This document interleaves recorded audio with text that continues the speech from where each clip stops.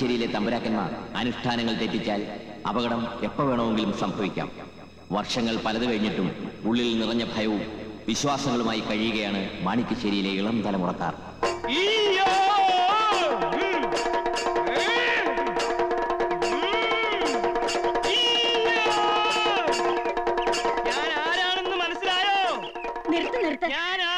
മനസ്സിലായോ കുഞ്ഞിക്കാവൂ? അടിയനോട് പൊറുക്കണം. അനേകം പരദേവതകൾ കുടിയിരിക്കുന്ന കാവിൽ ഈ എഴുന്നള്ളിയത് ആരാണെന്ന് മനസ്സിലായില്ല. രാമവർമ്മയുടെ ശരീരത്തിൽ കൂടിയിരിക്കുന്നത് ശങ്കരനാരായണൻ നമ്പിയാണ്. ഇപ്പൊ മനസ്സിലായോ? എന്റെ വല്യച്ഛ, ഞങ്ങളെ അനുഗ്രഹിക്കണേ. എന്താണാവോ ഈ വരവിന്റെ ഉദ്ദേശം? എന്റെ കുഞ്ഞുകുട്ടി പരാധീനങ്ങളെ എനിക്ക് കാണണമെന്ന് തോന്നി. ഉണ്ണികൾക്കെല്ലാം സുഖമാണോ എന്ന് അന്വേഷിക്കണമെന്ന് തോന്നി. ഇനി ആർക്കെങ്കിലും എന്തെങ്കിലും സംശയങ്ങൾ ഉണ്ടെങ്കിൽ ചോദിക്കാം. ഈ കോലോത്തിന്റെ ശാപം തീരാതെ തുടരുകയാണ്. വല്യച്ഛനെ അറിയാമല്ലോ, ബ്രഹ്മചര്യം തെറ്റിച്ചതിന്റെ പേരിൽ ഏറ്റവും അവസാനം മരണപ്പെട്ട പപ്പുത്തമ്പിയുടെയും കുമാരൻ തമ്പിയുടെയും കാര്യം എല്ലാം നമുക്കറിയാം. കർമ്മഫലമാണ്. ഉഗ്രരൂപിണിയായ ചുടലയക്ഷിയിൽ നിന്നും രക്ഷപ്പെടാൻ കടുത്ത ബ്രഹ്മചര്യവും മുറ തെറ്റിക്കാത്ത പൂജയും ശക്തനായ മന്ത്രവാദി മേപ്പാടന്റെ സ്തംഭന കർമ്മവും മാത്രമാണ് പ്രതിവിധി. പക്ഷേ ഇവിടെ അനുഷ്ഠാനങ്ങൾ തെറ്റിക്കാൻ പലരും ശ്രമിക്കുന്നുണ്ട്. മുറകൾക്കൊന്നും ഇതുവരെ ഒരു തെറ്റും വരുത്തിയിട്ടില്ല. മുറകൾ തെറ്റിച്ചത് ആരാണെന്ന് അങ്ങ് പറഞ്ഞാൽ അടിയൻ തക്ക ശിക്ഷ കൊടുത്ത് തെറ്റ് തിരുത്തിക്കോളാം.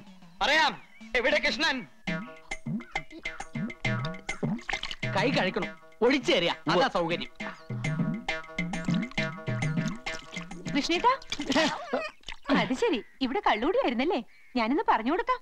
ഞാൻ കള്ളുടിക്കേ, ഇന്ന് മദ്യ നോയമ്പല്ലേ, അതിന്റെ വഴിപാടായി കഴിച്ചതാ. മദ്യ നോയമ്പോ? ആ, ഏകാദശി നോയമ്പ്, അമാവാസി നോയമ്പ് എന്നൊക്കെ കേട്ടിട്ടില്ലേ? അതേപോലെ മദ്യ നോയമ്പ്. ഇന്ന് മദ്യം കഴിച്ചാ പിതൃക്കൾക്ക് മദ്യശാന്തി കിട്ടുവേ. എന്ത് നോയമ്പായാലും ശരി. ദേ, കാവിൽ അമ്മാവിന്റെ ദേഹത്ത് വെളിച്ചം കയറിയിരിക്കണോ? ചേട്ടനെ അന്വേഷിച്ചു. ഈശ്വര, ചതിച്ചോ? ദേ, മുത്തശ്ശിയോടൊന്നും പറഞ്ഞേക്കല്ലേട്ടോ. എനിക്ക് പ്രീ ഡിഗ്രിക്ക് ക്ലാസ് ഉണ്ടാവോ വല്യമ്മാവ? വല്യമ്മാവനല്ല, വല്യച്ഛൻ. നല്ല മാർക്കുണ്ടെങ്കിൽ പിന്നെ മെഡിസിൻ സീറ്റ് കാശ് കൊടുത്ത് ബുക്ക് ചെയ്യണ്ടല്ലോ കരുതിയാ.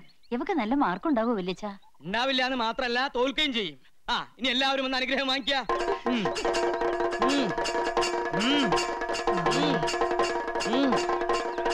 നീ എവിടെയായിരുന്നു? വല്യച്ഛൻ നിന്നെ അന്വേഷിക്കുകയായിരുന്നു. അനുഗ്രഹം വാങ്ങിക്കുക. എന്താ അകന്ന് നിൽക്കണേ? അടുത്ത് വരിക.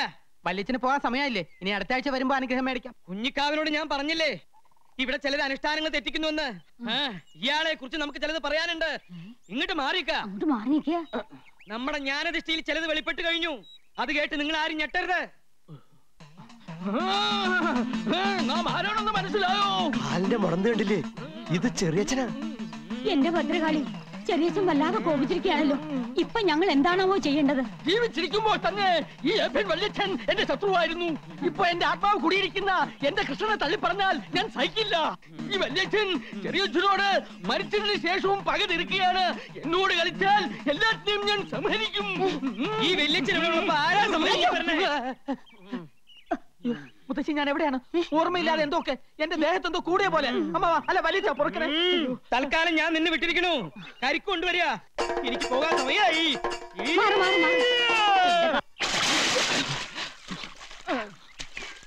എടാ, നിന്റെ ദേഹത്ത് ചെറിയച്ഛൻ കേറി എന്ന് പറയുന്നതിൽ എനിക്ക് സ്വല്പം സംശയമുണ്ട്. അതെന്താ അമ്മാവാ അങ്ങനെ പറയണേ? അതെ, വ്രതവും ശുദ്ധിയും ഒക്കെയുള്ള ദേഹത്തെ ഈ കോലോത്ത കാരണവന്മാരെ പ്രവേശിക്കാറുള്ളൂ. നിനക്ക് ഈ ഇടയായിട്ട് സ്വല്പം ചുറ്റിക്കളിയൊക്കെ ഉണ്ടെന്ന് ഞാൻ അറിഞ്ഞിരിക്കണു. നല്ല കഥയായി. എനിക്ക് ജീവനിൽ പേടിയില്ലെന്നാണോ അമ്മാവൻ വിചാരിക്കണേ? അമ്മാവൻ വ്രതമൊന്നും തെറ്റിക്കാണ്ടിരുന്നാ മതി. ദേ, അനുഗ്രഹം എന്നും പറഞ്ഞ അടിച്ചളിക്കാരിക്ക് വരെ ചുംബനം കൊടുക്കുന്ന ഏർപ്പാടുണ്ടല്ലോ, എനിക്കത് അങ്ങോട്ട് രസിക്കുന്നില്ലോട്ടോ. അത് ഞാനാ? വല്യച്ഛനല്ലേ? ഇക്കണക്കിന് ബ്രഹ്മചര്യം അങ്ങനെ ലംഘിച്ചിട്ട് അത് ഞാനാണോ വല്യച്ഛനല്ലേ എന്ന് പറഞ്ഞ് രക്ഷപ്പെട്ടാ പോരെ?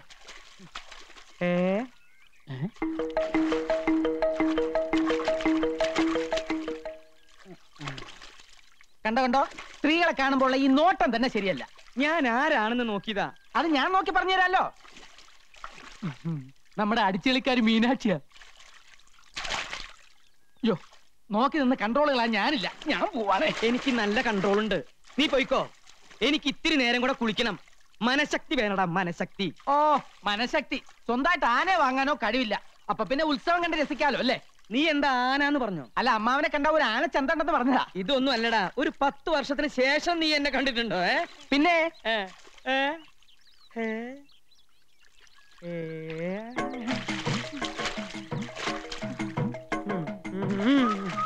മനഃശക്തി തരണേ.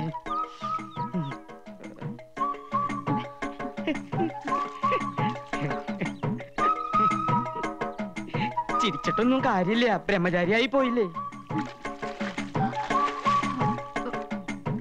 ഇവളിത് എന്തു ഭാവിച്ച? ഞാൻ അത്രക്കാരനൊന്നുമല്ല. ഭഗവതി, മനഃശക്തി തരാൻ മറന്നു പോവല്ലേ. നീ മനഃശക്തി ഒന്നില്ലെങ്കിലും ഞാൻ സ്വന്തമായിട്ട് ഇത്തിരി മനഃശക്തി ഉണ്ടാക്കാൻ പോവാ. കിട്ടില്ലോ, കിട്ടി.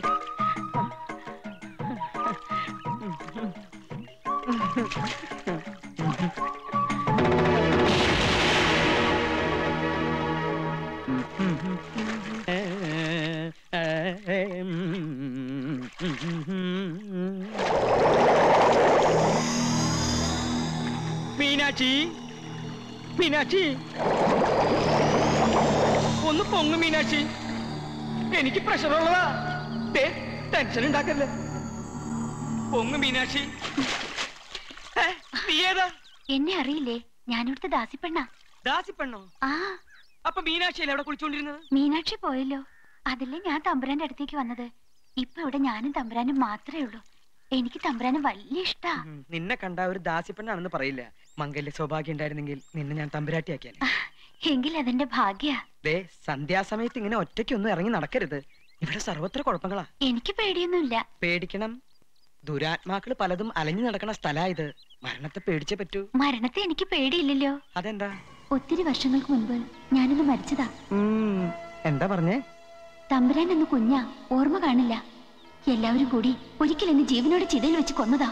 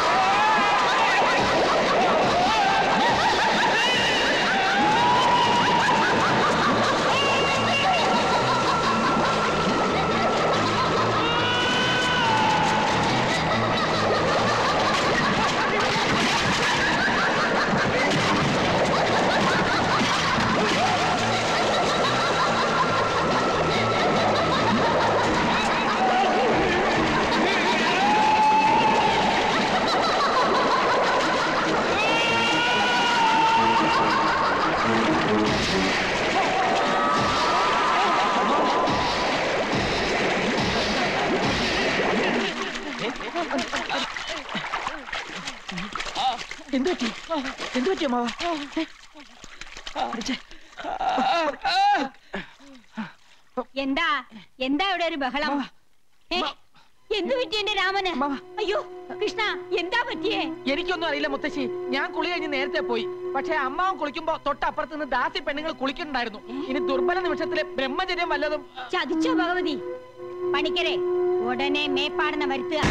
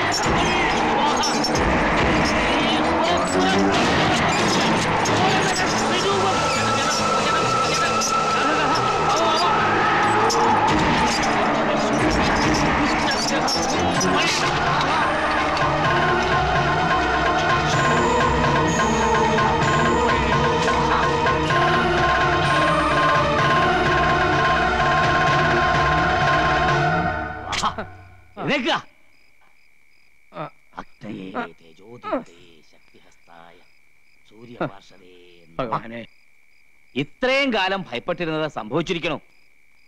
ആവാഹിച്ച് ബന്ധനസ്ഥയാക്കിയ ദുരാത്മാവ് എങ്ങനെയോ രക്ഷപ്പെട്ടിരിക്കണു. വരുന്ന വഴിക്ക് നോമുള്ള സാന്നിധ്യം മനസ്സിലാക്കിയിരിക്കണു. ഇതെങ്ങനെയാ സംഭവിച്ചത്? ഇവിടെ ആരെങ്കിലും ബ്രഹ്മചര്യം ലംഘിച്ചോ? വ്രതാനുഷ്ഠാനങ്ങൾക്ക് വിഘ്നം വരുത്തിയോ? കണ്ടില്ലേ, ജപിച്ചു കെട്ടി ഏലസ് പോലും നഷ്ടപ്പെടുത്തിയിരിക്കണു. കൈയിങ്ങട് നീട്ടുക. ജീവൻ തിരിച്ചു കിട്ടിയത് ഏതോ മഹാഭാഗ്യമെന്ന് കരുതിയാ മതി. ഈ കുടുംബത്തിനെ ആപത്തിൽ നിന്ന് രക്ഷിക്കാൻ മേപ്പാടിനെ പറ്റൂ. തമ്പുരാട്ടിക്കറിയില്ലേ, അവളത്ര നിസ്സാരക്കാരിയല്ല. ഗർഭിണിയായിരിക്കുമ്പോ ജീവനോടെ വെന്തരിഞ്ഞവളാ. ലോകത്തൊരു മാന്ത്രികനും പെട്ടെന്ന് അവളെ ആവാഹിക്കാൻ പറ്റില്ല. 41 ദിവസത്തെ വ്രതാനുഷ്ഠാനങ്ങൾ ഹോമങ്ങളും ചെയ്ത് കരുത്താർജിച്ചാണ് അന്ന് അവളെ നോം ആവാഹനം ചെയ്തത്. വീണ്ടും ആ കരുത്ത് നേടേണ്ടിയിരിക്കണോ? ഇല്ലെങ്കിൽ നമ്മെപ്പോലും അവൾ അപകടപ്പെടുത്തിയിരിക്കും. തൽക്കാലം എല്ലാവരും കരുതിയിരിക്കുക. ജപിച്ചു കെട്ടിയ ഏലസ് നഷ്ടപ്പെടാതെ സൂക്ഷിക്കുക. കടുത്ത ബ്രഹ്മചര്യവും കർമ്മങ്ങളും കർശനമായി പാലിക്കുക. പരസ്ത്രീകളുടെ സാമീപ്യം ബ്രഹ്മചര്യ ലംഘനാവോ? എന്താ സ്ത്രീ സാമീപ്യം വേണമെന്ന് കൃഷ്ണൻ തമ്പുരാൻ വല്ല മോഹം ഉദിച്ചോ? അങ്ങനൊന്നുമില്ല, അറിഞ്ഞിരിക്കാം. ഈ തറവാട്ടിൽ ഇന്ന് ജീവിച്ചിരിക്കുന്ന അനന്തരാവകാശികളായ 3 ആന്തരികളും കർശനമായി ബ്രഹ്മചര്യം പാലിച്ചേ പറ്റൂ. എന്നെയാ നോട്ടിട്ടിരിക്കണേ. വല്ല ദാസ്യപ്പെണ്ണിന്റെ രൂപത്തിലും ഇനിയും അവള് വന്നാലോ? എന്നെ രക്ഷിക്കണം. പേടിക്കണം. അതിനാണ് മന്ത്രം ജപിച്ച് നാം ഏലസ് തന്നിരിക്കുന്നത്. അവൾ ഏത് രൂപത്തിൽ വേണമെങ്കിൽ പ്രത്യക്ഷപ്പെടുകയോ വേണ്ടി വന്നാൽ സ്പർശിക്കുകയോ ചെയ്തോട്ടെ. പക്ഷെ ഏലസ് ഉള്ളിടത്തോളം കാലം നിങ്ങളെ ദുർമരണത്തിലേക്ക് നയിക്കുവാൻ അവളെ കൊണ്ടാവില്ല. ഈശ്വരാധീനം ഉണ്ടെങ്കിൽ അപകടം ഒന്നും സംഭവിക്കില്ല. എനിക്ക് അല്ല, ഉണ്ണിക്കുട്ടൻ എവിടെ? ഉണ്ണി നാളെ വൈകി എത്തൂ. തൊഴാൻ ഗുരുവായൂർ പോയിരിക്കുക.